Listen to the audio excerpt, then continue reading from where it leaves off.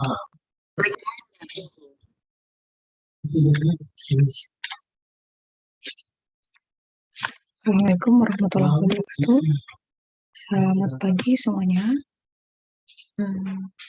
Masih bersama saya Bu Ita Apriliani di mata kuliah Produksi Kesehatan. Kali ini kita akan membahas tentang evaluasi dan monitoring atau monitoring evaluasi pada produksi kesehatan. Ya, kita langsung saja ke slide berikutnya.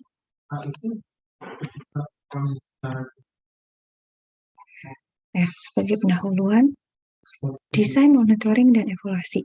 Ya, monitoring dan evaluasi ini tidak bisa kita lepaskan dari sebuah proses ya, di mana promosi kesehatan itu ada di dalamnya. Artinya biasanya dalam sebuah proses ada input, proses, dan output. Nah, monitoring dan evaluasi ini ada di bagian output sekaligus juga menjadi sebuah input dalam sebuah proses promosi kesehatan. Desain monitoring dan evaluasi ini merupakan bagian penting yang tidak bisa terpisahkan dari perencanaan sebuah program, ya, sehingga dalam pelaksanaannya nanti juga harus banyak hal yang diperhatikan.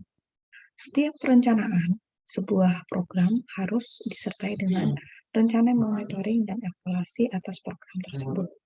Apabila sebuah program tidak disertai dengan rencana monitoring dan evaluasi, maka tidak akan didapatkan data akurat yang dapat digunakan sebagai dasar analisis untuk perbaikan pelaksanaan program.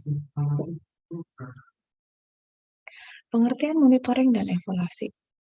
Monitoring dan evaluasi atau kita singkat dengan ME merupakan dua kegiatan terpadu dalam rangka pengendalian suatu program. Monitoring sendiri adalah sebuah proses pengumpulan dan analisis informasi berdasarkan indikator yang ditetapkan secara sistematis dan kontinu tentang kegiatan atau program proyek, sehingga dapat dilakukan tindakan koreksi untuk menyempurnakan program tersebut pada tindakan selanjutnya. Ya, jadi dalam monitoring ini pastinya akan kita butuhkan proses pengumpulan analisis dari berbagai hal, kemudian secara sistematis dan kontinu dilakukan untuk mengevaluasi ya, untuk menyempurnakan proyek atau program yang sudah direncanakan atau sudah dilakukan. Nah, bagaimana efektivitas dari base program planning ini? Nah, isu terkini ya, ini terkait dengan isu akuntabilitas atau pertanggungjawaban baik secara individual maupun secara publik ya. Jadi dalam proses promosi kesehatan ini kita juga terkait dengan isu akuntabilitas atau pertanggungjawaban baik terhadap misalnya institusi atau juga sebuah lembaga atau bahkan kaitannya dengan negara ya. Kemudian isu efektivitas ini terkait biasanya kondisi biaya dan sebagainya. Kemudian isu equity ini terkait dengan bagaimana kita melakukan segala sesuatunya itu dengan lebih baik ya. Oke.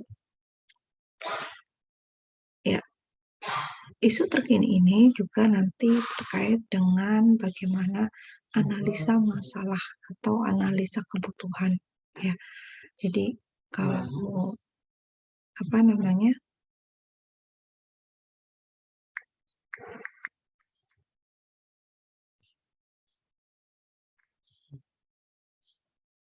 analisis masalah, isu terkini dikaitkan dengan analisa masalah. Ini nantinya juga ada beberapa hal yang harus dipahami ya. Kalau tadi isu terkini ini terkait dengan pertanggungjawaban, efektivitas dan equity atau pertanggungjawaban masalah keuangan ya. Jadi jumlah uang yang nantinya akan digelontorkan dalam program ini berapa gitu ya, anggarannya berapa. Nah, isu terkini ini juga nantinya akan dikaitkan dengan analisa masalah atau kebutuhan. Nah, untuk memahami analisa masalah ini, di nantinya juga akan terkait bagaimana seseorang atau sebuah lembaga memahami program-program sosial. Kemudian dilakukan program analisis, defining program, ya, mendefinisikan program yang nantinya akan dilakukan, dan need assessment. Nah, need assessment ini atau kebutuhan yang dirasakan oleh masyarakat ini nantinya bisa menjadi landasan dalam kita melakukan analisis masalah. Nah, dari analisis masalah atau kebutuhan ini akan muncul perencanaan atau penyusunan intervensi. Dalam penyusunan dan perencanaan intervensi ini, kita berlandaskan bagaimana memilih intervensi strategi yang sesuai, kemudian bagaimana menetapkan goals dan objektivitas dari sebuah program. Jadi tujuannya seperti apa, ya, secara terinci tujuannya akan mengarah pada sasaran apa saja atau objeknya apa saja. Kemudian bagaimana menyusun program yang efektif dan membangun SIM, gitu ya. Membangun SIM ini nantinya terkait dengan surat izin, ya, bagaimana melaksanakan program. Selanjutnya yang terakhir adalah dari perencanaan ini kemudian kita menghitung biaya, ya, masih kaitannya dengan isu equity ini, ya, biaya dan nilai suatu intervensi. Nah, hal ini untuk bisa menentukan ini, kita juga harus mempertimbangkan misalnya tipe sistem pembiayaan, ya, apakah dari pemerintah, swasta, atau dari donatur, ya. Kemudian pembiayaan untuk pengendalian, manajemen, dan perencanaan, pengukuran kinerja, ya, dan juga misalnya terkait dengan contoh kasus job training dan sebagainya. Nah, adapun indikator monitoring dan evaluasi ini, ya, ini berupa needs atau kebutuhan yang dirasakan, kemudian menentukan sasaran dari promosi kesehatan yang akan dilakukan. Nah, antara need dan objek ini sangat relevan, ya, harus ada relevansi. Jadi kalau tidak ada relevansi, ya nantinya mungkin bisa dikaitkan dengan program lain. Nah, need dan objektivitas ini dari pengamatan, dari asesmen needs ini merupakan dua proses yang merupakan input, ya. Nah, hal ini merupakan tiga faktor ini, needs, object, dan input, merupakan accessibility, ya. Accessibility ini yang nantinya menjadi pertanggungjawaban, ya, dalam proses promosi kesehatan yang dilakukan. Dari input kemudian berlanjut pada proses, ya, dan juga outcome atau output dari proses kesehatan, promosi kesehatan. Nah, antara objektivitas input, proses, dan output ini akan kita nilai efektivitasnya seberapa pas atau seberapa cukup dan sudah sesuai dengan kebutuhan tidak, ya, dan apakah program yang sudah direncanakan itu sudah tepat mengenai sasaran atau tidak. Nah, dari penilaian efektivitas ini akan memunculkan outcome. Outcome-nya ini merupakan impact dari adanya needs dan objektif di awal proses ini. Nah, indikator ini menjadi sebuah rangkaian proses yang nantinya akan terus berlanjut pada program promosi kesehatan, ya. Nah, di sini akan kita bahas lebih lanjut terkait dengan bagian tadi, ya. Program monitoring ini merupakan asesmen terhadap sejauh mana program dilaksanakan dan berapa banyak sih target klien atau konsumen yang bisa dijangkau. Kemudian program evaluasi merupakan asesmen terhadap sejauh mana program mencapai hasil yang diinginkan atau outcome yang memperoleh impact yang diharapkan. Adapun performance measurement merupakan efisiensi, kualitas, dan efektivitas sebuah program. Indikasi efektivitas sebuah program bisa dilihat dari bagaimana pertanyaan-pertanyaan ini bisa dijawab. Misalnya, yang pertama, berapa banyak program atau service yang dihasilkan atau intermediate output. Kemudian sejauh mana sih kualitas yang dihasilkan dari proses yang sudah dilakukan atau quality output. Berapa banyak klien atau customer yang dilayani secara lengkap, ya, service completion. Dan sampai mana, ya, sampai di mana intermediate outcome ini atau final outcome ini dapat dicapai. Nah, terakhir adalah seberapa jauh cost efisien atau bagaimana penggunaan biaya secara keseluruhan untuk efektifnya biaya dari program tersebut. Nah, dari beberapa pertanyaan ini, jika bisa dijawab dengan baik, maka bisa dikatakan proses monitoring dan evaluasi bisa berjalan dengan baik dan lancar.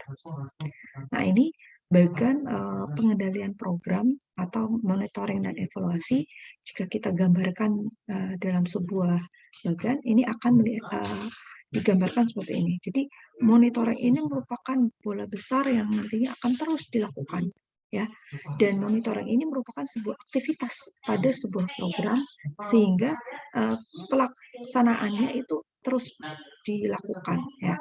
Jika monitoring ini tidak dilakukan, maka bisa dikatakan program ini tidak bisa mencapai goal, ya, tidak bisa dilihat goalnya, tidak bisa dilakukan evaluasinya. Sehingga monitoring ini merupakan sebuah hal yang wajib, ya, dalam sebuah proses, ya. Nah, kegiatan monitoring lebih berfokus pada pengawasan kegiatan yang dilaksanakan. Monitoring dilakukan dengan cara memperoleh informasi secara reguler berdasarkan indikator-indikator tertentu. Indikator monitoring biasanya mencakup esensi aktivitas dan target yang ditetapkan pada awal perencanaan program.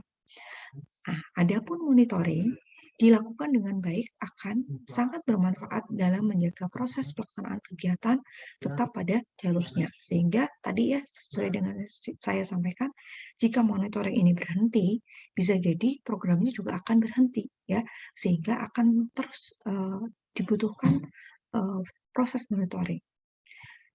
Nah, ketika monitoring ini bisa dilakukan dengan baik, nantinya akan memberikan informasi kepada pengelola program bila mana terjadi hambatan atau penyimpangan, serta sebagai masukan dalam melakukan evaluasi. Nah, berikutnya kita ke evaluasi. Evaluasi adalah proses penilaian atau pencapaian tujuan dan pengungkapan masalah kinerja program atau proyek untuk memberikan umpan balik, baik berupa peningkatan kualitas kinerja atau berupa peningkatan kualitas program.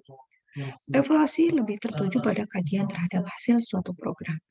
Jika evaluasi dilakukan secara periodik, ini merupakan suatu proses yang sistematis dalam mengumpulkan, menganalisis, dan menafsirkan data untuk mencapai tingkat keberhasilan pelaksanaan sebuah program. Dan evaluasi ini juga bisa dilakukan untuk mengetahui komponen program mana yang berhasil dan komponen program mana yang tidak berhasil, ya. Sehingga dalam sebuah proses evaluasi ini bisa dikatakan sebagai outcome, juga dikatakan sebagai input. Nah, hal ini dapat dipakai sebagai bahan koreksi untuk perbaikan ataupun pengambilan keputusan dalam menentukan arah kebijakan program mendatang. Evaluasi juga dapat dilakukan secara formatif.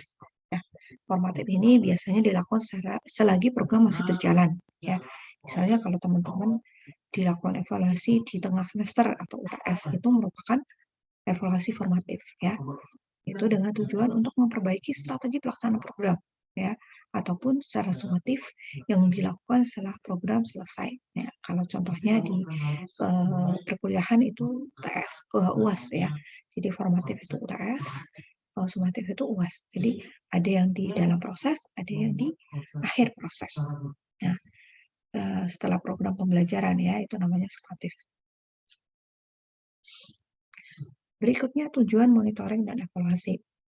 Tujuan adanya monitoring dan evaluasi, yang pertama adalah mengkaji apakah kegiatan-kegiatan yang dilaksanakan telah sesuai dengan rencana, mengidentifikasi masalah yang timbul agar langsung dapat diatasi, melakukan penilaian apakah pola kerja dan manajemen yang digunakan sudah tepat untuk mencapai tujuan dan proyek. Yang keempat, mengetahui kaitan antara kegiatan dengan tujuan yang memperoleh ukuran kemajuan. Dan yang keenam, menyesuaikan kegiatan dengan lingkungan yang berubah tanpa menyimpang dari tujuan. Ya. Nah, monitoring dan evaluasi ini sekali lagi merupakan hal yang saling berkaitan, sehingga pada saat monitoring ini dilakukan dengan baik, insya Allah ya nantinya akan juga menjadi sebuah bahan dalam melakukan evaluasi. Nah, jadi tujuannya tadi ada mengkaji, mengidentifikasi masalah, kemudian melakukan penilaian, mengetahui kaitan antara kegiatan-kegiatan yang sudah dilakukan, dan menyesuaikan kegiatan yang dilakukan jika terjadi perubahan atau jika menyimpang dari tujuan yang ditentukan semula. Nah, apa manfaat penerapan sistem monitoring dan evaluasi ini? Ada beberapa manfaat yang bisa kita dapatkan melalui proses monitoring evaluasi ini. Monitoring dan evaluasi sebagai alat mendukung perencanaan. Kita bisa melihat tujuan serta arah kegiatan untuk mencapai tujuan, menjadi pendorong ownership atau pihak sponsorship di sini dari berbagai pihak untuk mendukung suksesnya program. Nah, berikutnya, manfaat yang kedua dari monitoring evaluasi ini adalah sebagai alat untuk mengetahui kemajuan program.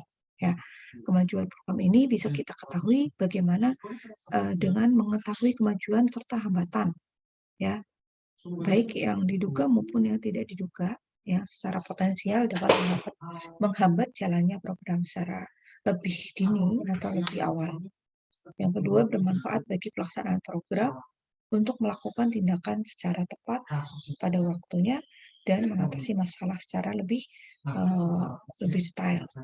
Kemudian yang ketiga, memberikan umpan balik kepada pelaksanaan program tentang hasil capaian program dalam arti sesuai atau tidak sesuai dengan arahan yang diharapkan.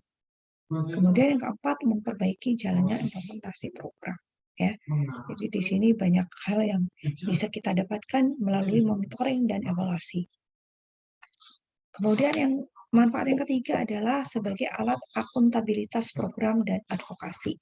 Jadi kita tahu dalam sebuah program pasti ada akuntabilitas atau pertanggungjawaban, ada advokasi, ada atau dari sisi hukum ya, misalnya program PLT ya yang dulu ramai sekali itu ya.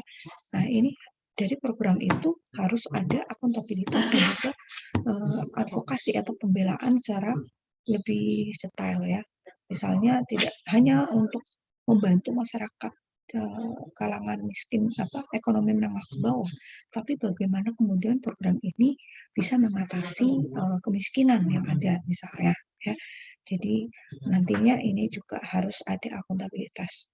Contoh paling real sekarang ini terkait dengan kondisi pandemi ya, ada vaksin mulai dari vaksin 1, 2, sampai kemudian ada program lagi vaksin booster.